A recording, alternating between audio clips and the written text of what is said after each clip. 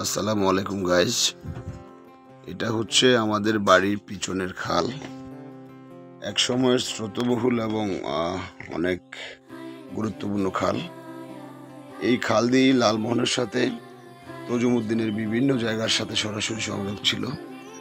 আর এই খাল দিয়েই আমাদের খাসেরহাটের সকল মালামাল লালমোহন সহ দেশের বিভিন্ন প্রান্ত থেকে এখানে নিয়ে আসা হতো।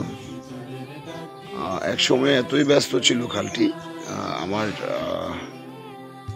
গার্ডিয়ানদের মুখে শুনেছি আমার আম্মাকেও নাকি এই খাল দিয়ে নিয়ে এসছে। যেটা দেখতেছেন এটা হচ্ছে বন্দরের চট। এখানে বন্দরের চট ছিল, বন্দর ছিল, অনেক মাঝিমাল্লা এবং এটা বাজার ছিল একটা। কিন্তু এখন কালের কবর হারিয়ে গিয়েছে, অনেক বাড়ি হয়েছে, কবরস্থান হয়েছে। বন্দরের যে এক সময় জাঁকজমকপূর্ণ অনেক কিছু ছিল, কিছুই নেই এখন আর। এই যে খালটা দেখতে পাচ্ছেন তার পাশেই ছিল বন্দর।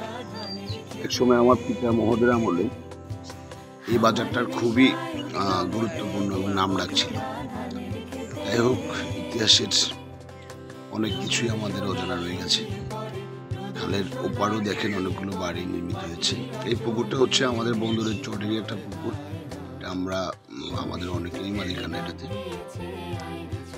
এখন এটাও একটা ইতিহাসের মতো পড়ে আছে। এই যে দেখতে পাচ্ছেন এটা হচ্ছে আমাদের আলিয়া কাপুর পাটোয়ারি বাড়ির জামে মসজিদ, দ্বিতীয়টা। এটা বন্দরের চটে নির্মিত। এখানে আমাদের বাড়ির সহ এই সমাজে যারা থাকে তারা বিভিন্ন নামাজ আদায় করে। শুক্রবারে জুমার নামাজও হয়। এই মসজিদের মুসল্লিদের উদ্দেশ্যে খালে নির্মাণ করা হয়েছে একটি গাটলা। এটা ইউজ করেন তারা, সবাই এটাই ব্যবহার করেন। আর এই সাঁকো দিয়ে এপার থেকে ওপারের যাতায়াতের একমাত্র বাহন এটা। এই বন্দরের ইতিহাস।